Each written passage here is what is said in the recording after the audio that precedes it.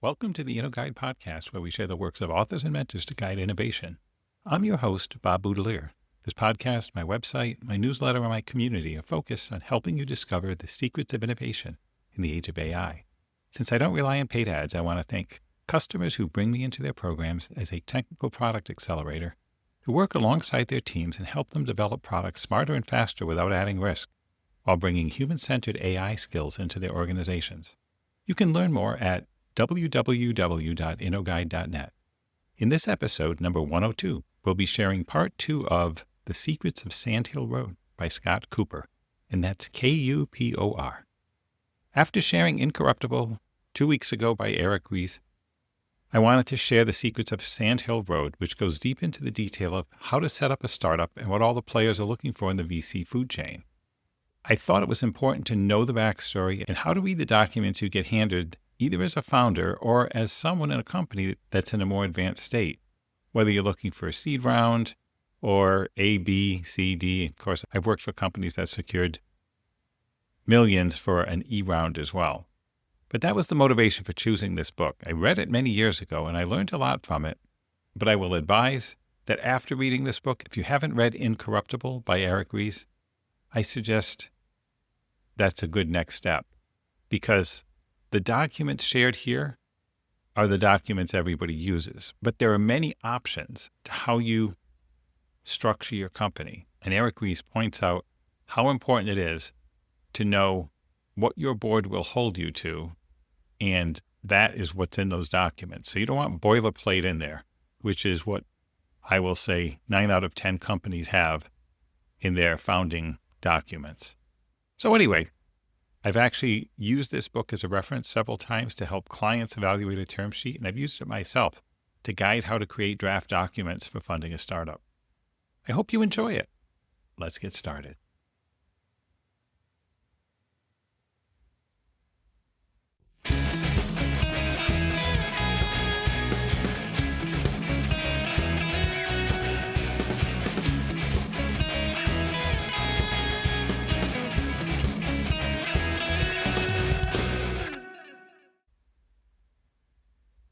Before you rush into that investor pitch, let's pump the brakes for a moment. There are 3 fundamental questions you absolutely must answer first. Should you raise venture capital at all? The answer is yes. How much should you raise, and at what valuation? Get these right and everything follows. The pitch, the negotiations, the relationship itself becomes infinitely easier. Let's start with the hardest question. Is VC actually right for your business?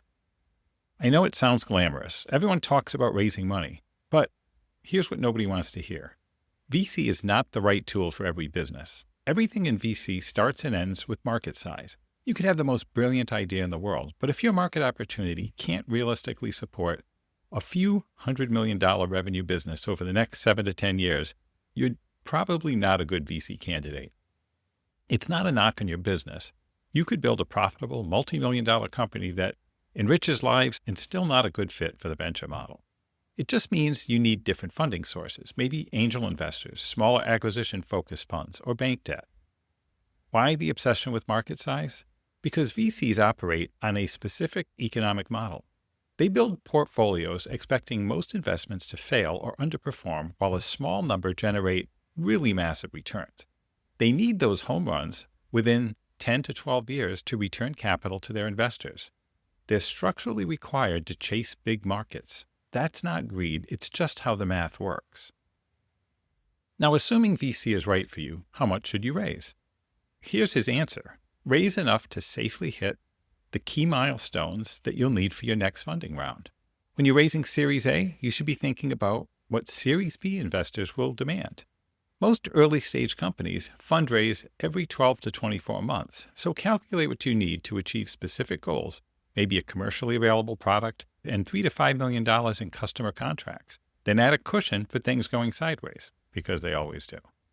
Don't raise all the money at once. Most VCs can't write those big checks early anyway. But spreading out your raises lets you benefit from valuation increases as you de-risk the business. You give up less equity per dollar raised in the later stages. And here's the secret. Scarcity forces discipline. Too much money early on is dangerous. You'll fund marginal projects and lose focus on what really matters with too much money in the bank. Finally, valuation. You want the highest number possible, right? Not necessarily. If you overvalue today, you've raised the bar for tomorrow. Your next round's valuation isn't some multiple of your last one. It reflects where your business actually stands in the market conditions at that moment. Overvalue too early and you'll struggle to justify your progress later. Here's the critical mistake he sees constantly. Entrepreneurs chase a higher valuation but raise too little money. You hit that impressive number, but then you don't have the runway to achieve the business goals your next investors expect. That's the worst possible position to be in. Competition matters for valuation. It's far more art than science. Deal heat pushes VCs to pay more than they normally justify. But there's a trap. If you nail an aggressive valuation in one round, investors in your next round might get scared. They worry they can't match your progress with a proportional increase, so they don't even bid. Here's what really happens. Every employee watches your valuation like a hawk. It's the most visible benchmark of success they can point to. If your valuation doesn't match the momentum story you've been telling, you'll have to explain it. And that explanation, no matter how honest, is always weaker than never having to make it. The best narrative is simple, up and to the right. Anything less, you've got real problems with your team's confidence. Get these 3 questions right before you pitch a single investor. That's how you set yourself up for success. So what about that pitch? He's straight with us about what pitching to a venture capitalist really means. You're coming in vulnerable. You've likely quit your job, convinced your family this will work out, and you're about to live lean for the next decade or more. Think ramen noodles.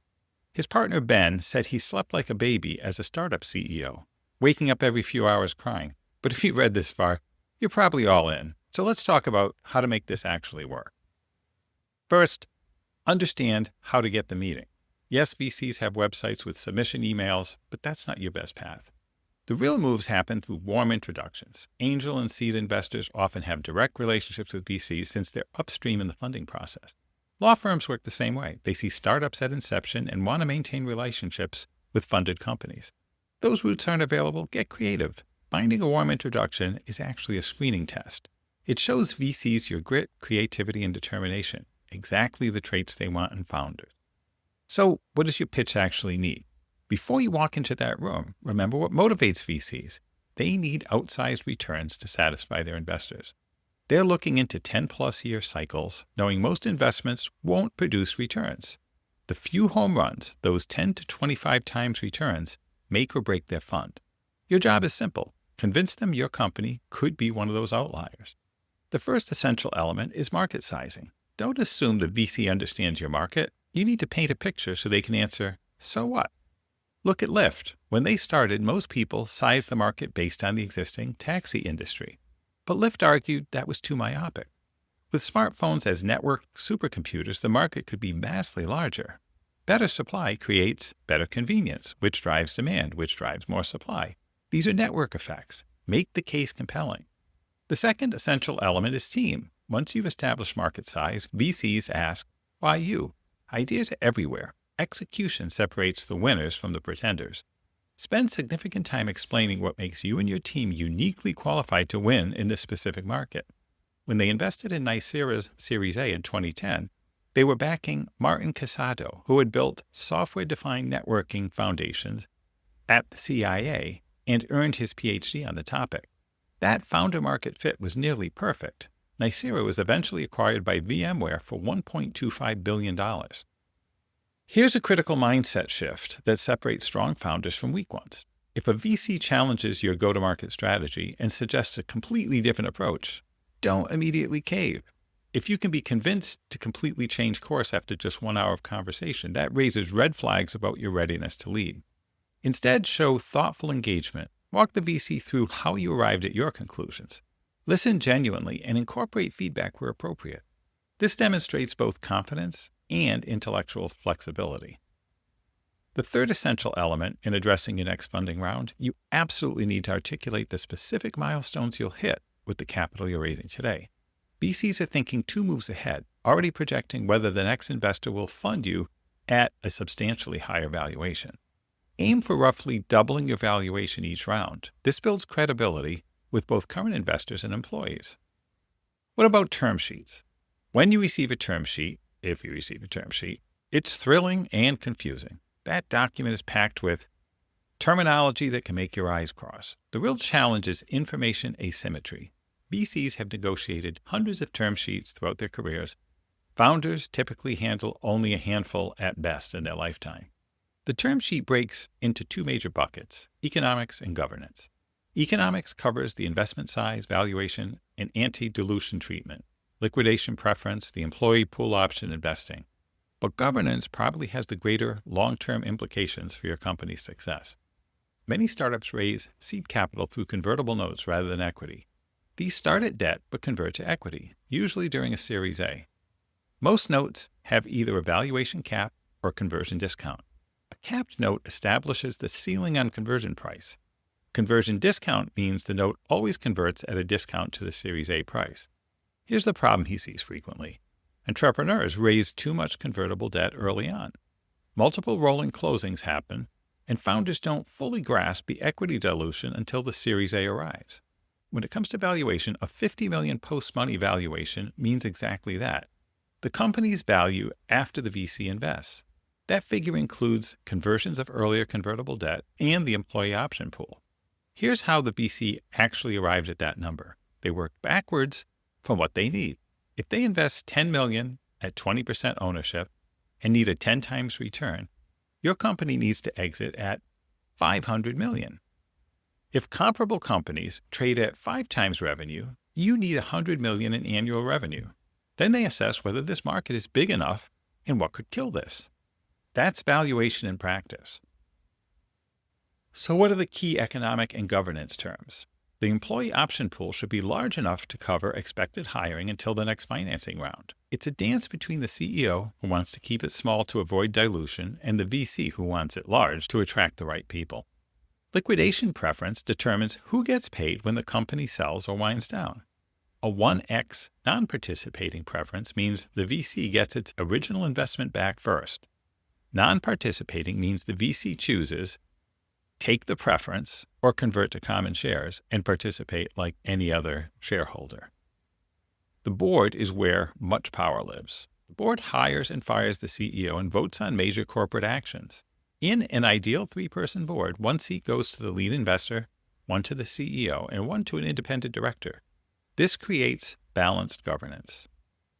Protective provisions grant preferred shareholder voting rights on specific actions, authorizing new stock classes, acquisitions, and liquidations. These ensure preferred shareholders have input on decisions affecting their investments.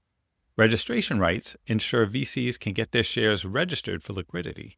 Pro rata rights let VCs maintain their ownership percentage in future rounds. What about vesting and final protections? The standard employee vesting schedule is straightforward. 25% after 1 year, with remaining 75% vesting monthly over 3 more years. Founders typically negotiate 4-year ratable vesting starting from when they begin working on the company. All employees must sign non-disclosure agreements and assign technology to the company, essential protection for VCs investing in proprietary technology. The no-shop clause typically gives VCs a 30-day exclusive period where you can't shop the term sheet elsewhere.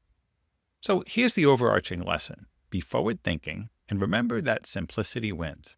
The most favorable early-stage terms might cost you later. At the end of the day, if everything blurs together under the pressure of the moment, return to first principles. Convince this VC that your business has the potential to be an outsized winner, the kind that makes her look like a hero to her investors. That's the art of the pitch. So let's now talk about how to tell. You have 2 deals. How do you tell which one is right for you? This exercise of doing a comparison is excellent because it highlights what the advantages or disadvantages are of the various terms that you may be offered. So choosing between competing term sheets is the topic here. It's never just about picking the bigger number. And he walks us through a real scenario with hypothetical startup, Happy Pets. Because understanding how every term shapes your company's future could change the trajectory of your business. Imagine you're sitting across from 2 investors. Haiku Capital is offering $2 million at an $8 million pre-money valuation. Indigo Capital is the other one, and they're offering $4 million at that same $8 million valuation. On the surface, Indigo looks better, right? More money? But let's do the math. With Haiku, you're giving up 20% ownership. With Indigo, you're giving up 33.3%. That's an 8 percentage point difference right there. But it gets worse when you factor in option pools. Haiku reserves 20% for employee options, while Indigo only reserves 15%.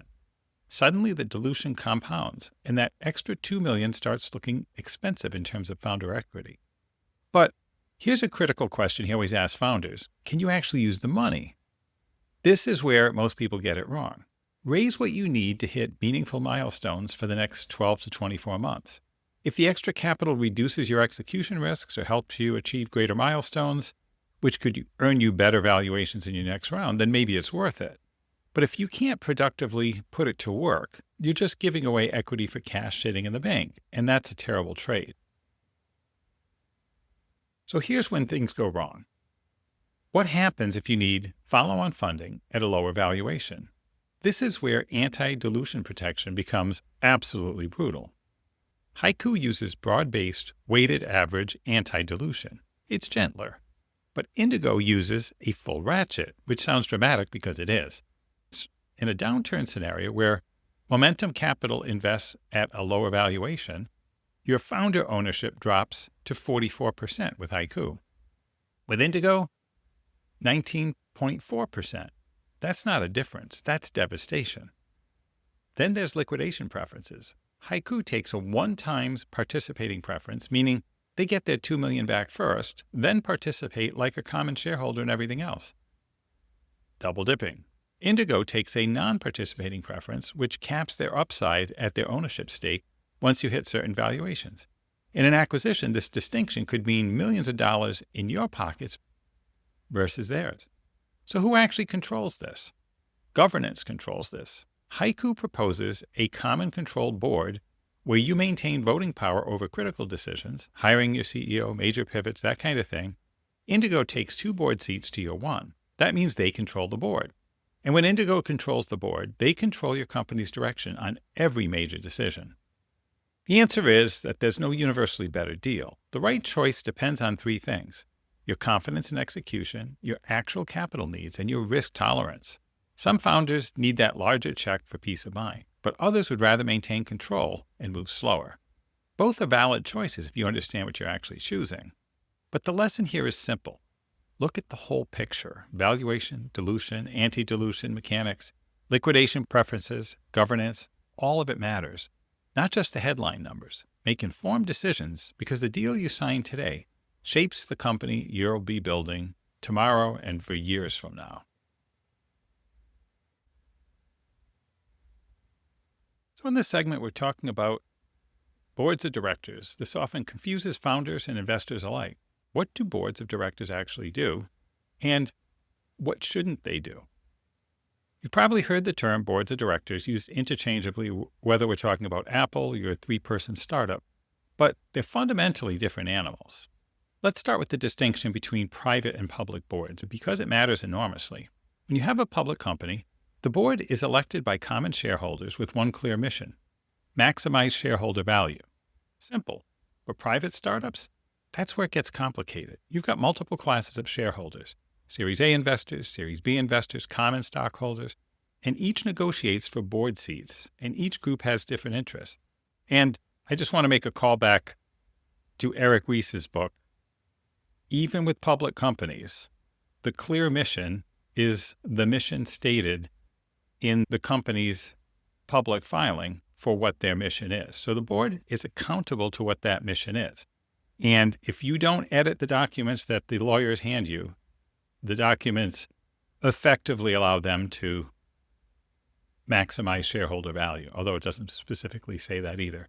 So take a good look at those documents that were filed for your company. And if you've taken over a company recently or you're starting one, make sure maximize shareholder value is not what they're going to come up with, but rather maximize something more akin to maximize long-term shareholder value might be more appropriate, or follow this particular mission to maximize shareholder value. Anyway, here's a concrete problem that this creates. Because each group negotiates for board seats and they have different interests, here's the problem that creates. Let's say your startup wants to accept an acquisition offer. Board votes yes. That's not the end of it. You might need approval from the board plus Series A investors plus Series B investors.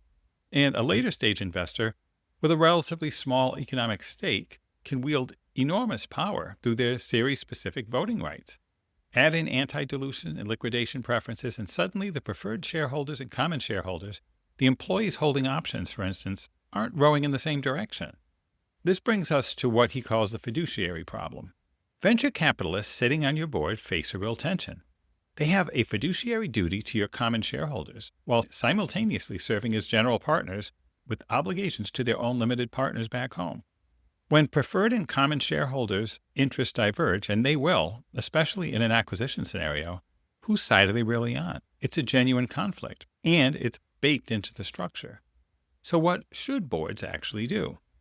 Good boards hire and fire CEOs. That's their clearest responsibility. But, and this is crucial, they need to respect the CEO's autonomy to actually run operations. An effective board member provides strategic guidance without dictating product strategy. That's a critical distinction. He's seen too many boards cross that line. Beyond hiring the CEO, the board approves major corporate actions, your Series B financing, that acquisition offer he mentioned, big partnerships. They handle compensation matters, including those 409A valuations for your stock options. They adjust option pools when needed, and honestly, they maintain compliance and good governance through regular meetings. This protects against personal liability and prevents the corporate veil from being pierced in a lawsuit. The informal stuff matters too. VC board members coach CEOs, usually over a coffee or quick call. They leverage their networks to introduce you to executive candidates, advisors, customers, and people who might actually move the needle for your business. But here's something critical. Boards should never run the company.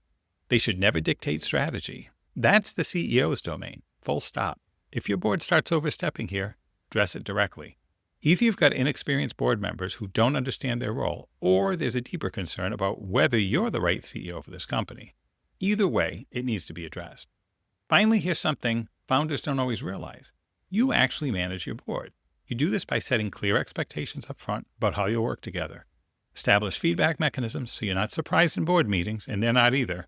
Be transparent about your executive team's challenges and interactions, and orchestrate meaningful agendas so board time is spent on things that actually matter. Active board management prevents misunderstandings and keeps governance healthy. Think of it like any other relationship. The time you invest up front pays dividends later.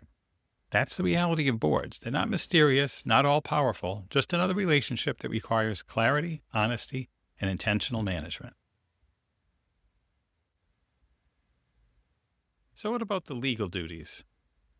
Can't we just skip this? It sounds about as fun as watching paint dry. But the difference between a failed startup and a failed startup where you're buried in legal bills, defending shareholder lawsuits for years, is really enormous. If your company succeeds and makes real money, earlier shareholders might suddenly claim they were wronged. Those legal fees and damage awards, they'll evaporate your gains in a heartbeat. The good news is that these scenarios are entirely avoidable if you understand the basics. So let's talk about what directors actually owe to common shareholders. The duty of care is foundational, and that's in quotes, the duty of care. You need to stay informed about what's happening in your company. Read the board materials, attend the meetings, ask relevant questions. Basically, stay awake. And yes, the bar is surprisingly low. You don't need to be prescient, you just need to show up. The duty of loyalty is straightforward in principle, but complicated in practice. Don't enrich yourself. Your sole motivation should be serving the company and its common shareholders. But here's where it gets tricky in venture-backed startups. VCs have what we call a dual fiduciary problem. They need to balance duties in their portfolio companies against duties to their limited partners who invested in their funds. And this creates real tension. Then there's something called duty of confidentiality. Keep board information private.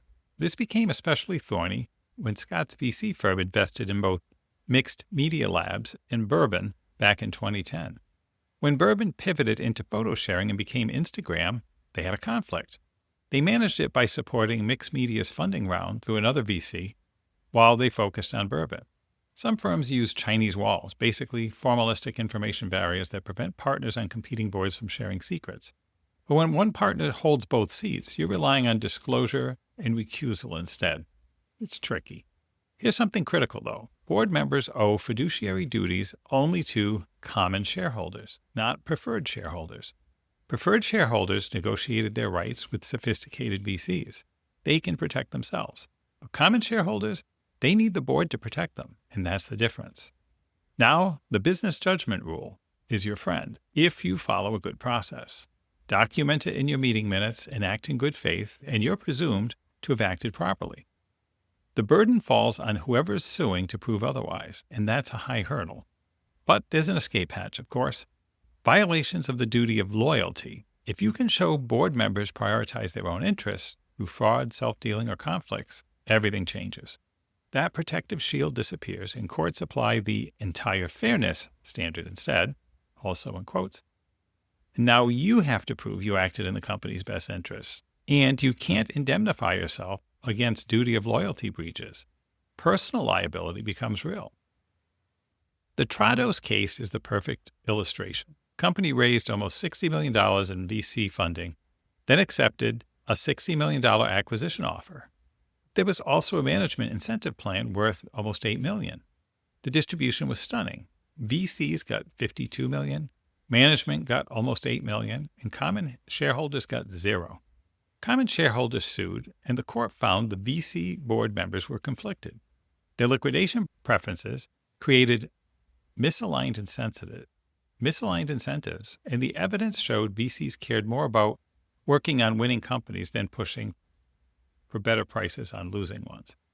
When the court applied the entire fairness standard, it was brutal on the process. The VCs controlled everything: banker selection, operations, CEO hiring, all with an eye toward exit. The management incentive plan was structured unfairly, with common shareholders funding it entirely while the preferred only contributed partially. Board minutes showed no consideration of common shareholders' interests. Yet, here's the surprise, the court found the price fair. Trados was essentially worthless. It couldn't secure funding, and it couldn't execute its business plan. So common shareholders got exactly what they deserved: nothing. The lesson? Assume most VC-backed boards are conflicted. Focus on demonstrating fair process. Hire bankers to run the comprehensive process if you're selling. Use special committees and disinterested shareholder votes where possible, and document everything, especially that you understand the conflicts and you're addressing them in good faith. Simply showing you're not ignoring the issues goes remarkably far.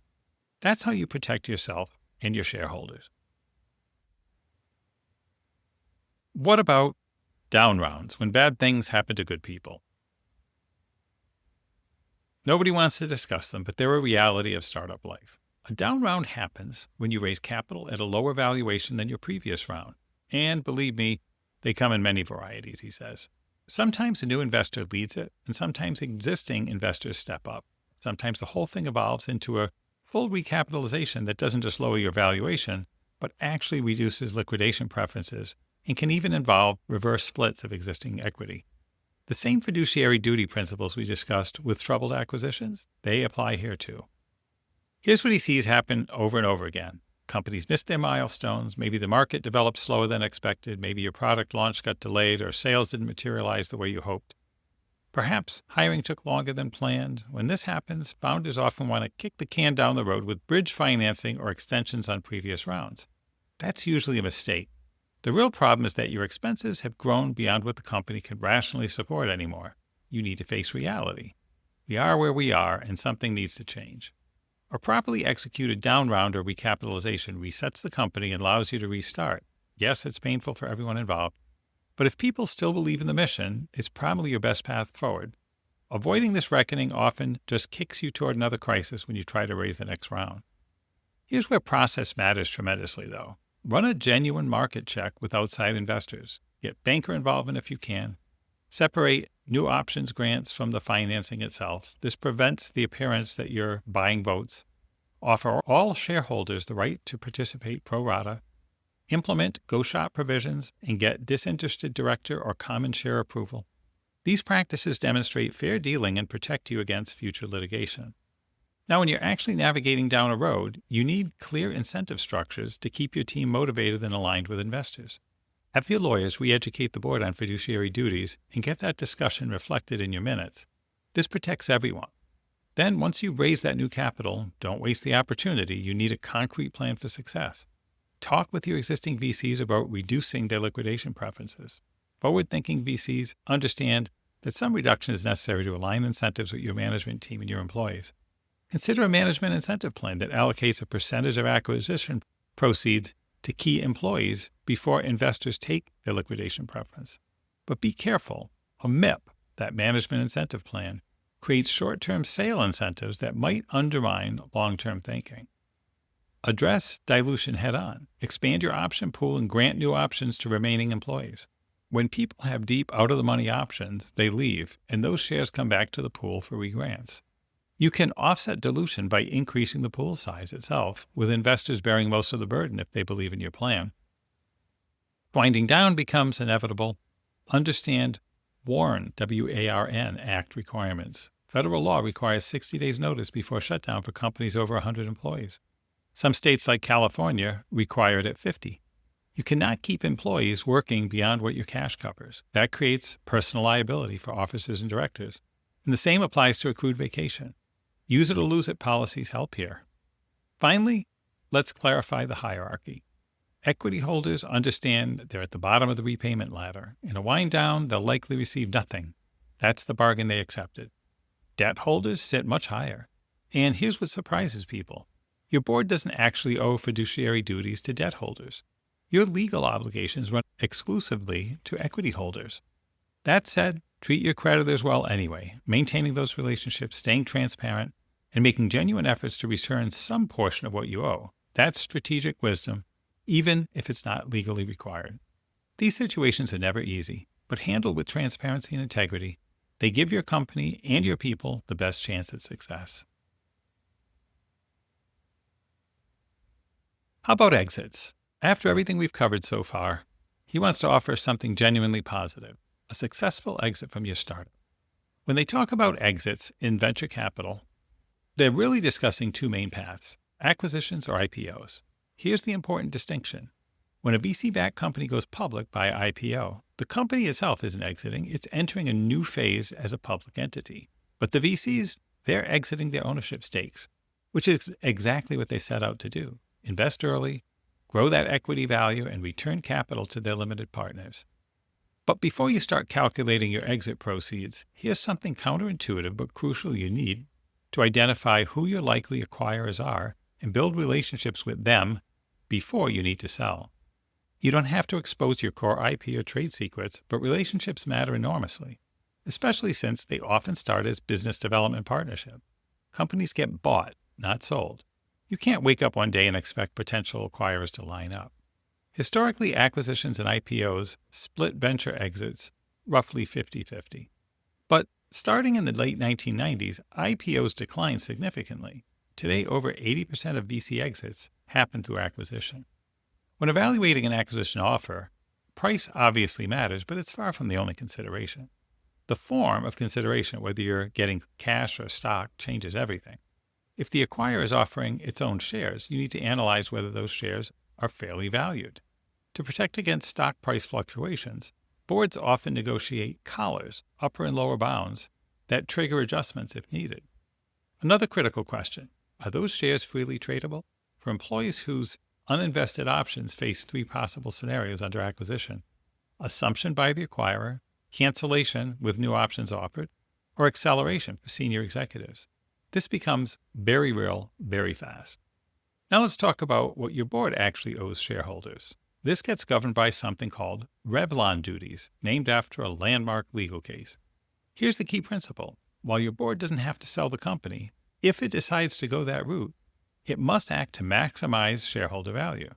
To satisfy these duties, your board needs to run broad outreach to multiple potential acquirers, consider alternatives like staying independent, potentially include a go shop provision allowing competing bids, and thoroughly document the process. As CEO during M&A, start with your employees. You'll help identify who stays and who moves on. Treat departing employees with the same respect you showed them when hiring them. The startup community is small, and your reputation depends on how you handle exits. The IPO was once the holy grail for venture-backed companies. The median time to IPO was 7 years from 1980 to 2015. but that's stretched to over 10 years since 2010. The reasons companies go public have shifted. Raising capital is less critical now, but liquidity remains important for employees and investors. The IPO process starts with banks pitching their services. You'll evaluate them on industry expertise, research analyst quality, and institutional investor relationships. Once selected, you'll present your products, strategies, and financials. Congress recognized that the IPO process was burdensome and passed the Jobs Act in 2012 for emerging growth companies. They can test the waters with potential investors before the formal roadshow and face lighter disclosure requirements. Once the SEC signs off, underwriters hit the roadshow circuit for 7 to 10 days, gauging demand at different price points. Pricing is more art than science, and someone always ends up unhappy. Early investors face a 6-month lockup agreement restricting sales. But here's the thing. While IPO represents an exit for VCs and provides liquidity for you and your employees, it's simultaneously a new beginning. You're now answering to public shareholders who grade your performance daily through stock price movements. You've got a whole new set of governance rules to follow. The real challenge lies in keeping your people motivated. Early employees who've achieved substantial liquidity may feel financially set, which can undermine their drive to execute.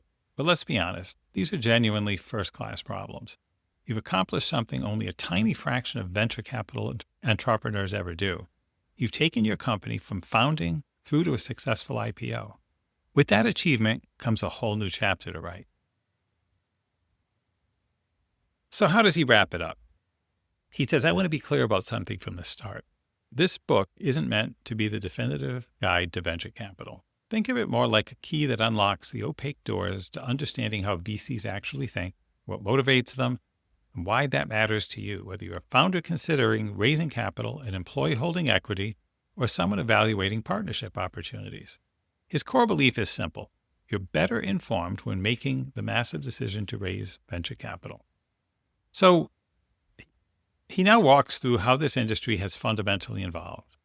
When Mark and he started Andreessen Horowitz back in 2008, they made a deliberate choice to build something different. They hired roughly 150 people, with 2/3 focused entirely on post-investment work with their portfolio companies. Their thesis was straightforward. Money wouldn't remain the competitive differentiator it had always been. And here's why that matters. For the first 30 to 40 years of venture capital, money was really scarce. That gave VCs enormous power. But starting in the early 2000s, everything changed. Cloud computing and Moore's Law drove down the cost of starting companies dramatically. Developers could suddenly rent compute power on demand from Amazon Web Services at incremental rates. Simultaneously, seed firms proliferated, over 500 in the past decade alone. The barrier to entry collapsed. Yet, here's the paradox. While it became cheaper to start companies, it became more expensive to win. The world is flatter than ever. 20 years ago, the U.S. controlled roughly 90% of global venture funding. Today, we're on par with the rest of the world. Companies now face genuine global competition and need enormous capital to win international markets simultaneously. This created two major shifts. Traditional VCs increased fund sizes to support companies through their entire life cycle, not just early stages. And non-traditional sources, mutual funds, hedge funds, sovereign wealth funds, entered private markets directly. They realized that the real appreciation happens before the IPO, not after it. Capital is now a commodity. This is why alternatives like crowdfunding are emerging. They democratize access beyond traditional venture gatekeepers. But if value creation depends on building sustainable businesses, VCs adding genuine support beyond capital will remain relevant. He finishes with this thought. Throughout this book, I've woven together the foundational principles and practical mechanisms that define venture capital. From evaluating founder market fit to structuring term sheets with protective provisions and liquidation preferences, every mechanism serves one purpose: aligning incentives across founders, employees, investors, and boards. The landscape has shifted dramatically since the dot-com era. Today we see fewer IPOs, more sophisticated investors, and fundamentally different power dynamics. Companies stay private longer. Board governance matters more. Fiduciary duties create genuine tension when companies face difficult financing. Understanding these mechanics, from vesting schedules to anti-dilution provisions to drag-along rights, proves essential for anyone navigating this high-stakes world. Good VCs provide guidance, networks, and coaching while respecting informational asymmetry. They understand that entrepreneurs and employees build companies. VCs simply help along the way. The world is undeniably flat, and the opportunity has never been more global. Scott says, I hope this book helps more people engage meaningfully in this ecosystem, not as passive observers, but as informed participants who understand the rules of the game and can negotiate them on better terms. That is what this journey has been about for me, and I hope it's been valuable for you as well.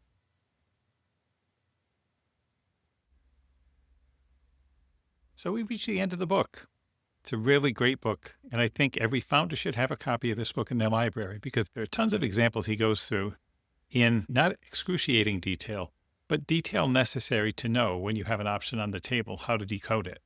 It's important to know how to assess these correctly because attorneys will always guide you toward the standard answer that the venture capital people will like. But you want to be sure you understand that answer because you'll be living with it throughout the life of the company. So I hope this has been helpful. This was The Secrets of Sand Hill Road by Scott Kupor, Part 2. Those who know me know that setting up companies and term sheets and all of that is not something in my area of expertise, although I have been involved in it and I have done it before. Scott Kupor, on the other hand, is somebody who's done it many times, and he is an expert on it. I would also recommend you read the book Incorruptible by Eric Ries, and then talk to your attorneys about how to actually implement what you want. It's more important that you're aware of these things and that you don't get guided down a path that's less than ideal for achieving the mission that you set out for with your company. For my day-to-day, I see some repeating patterns, and those are patterns I've been tracking across product development, medtech, and now AI systems.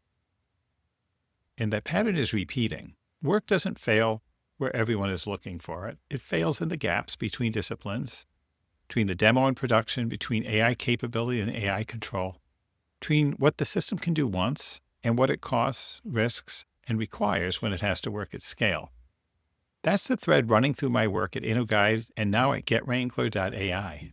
At InnoGuide, I help teams apply systems thinking, AI strategy, and product architecture to reduce risk before it becomes rework. At GetWrangler.ai, we're building the control layer for AI usage, helping teams see where LLMs are being called, where token spend is going, where workflows are burning cost, and where a request may not need an LLM at all, so we lower costs.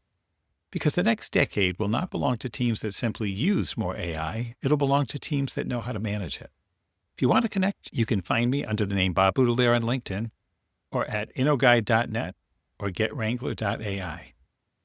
I want to thank Steve McIntyre for producing this, and I want to thank you for joining us. I look forward to seeing you next time. That's a wrap.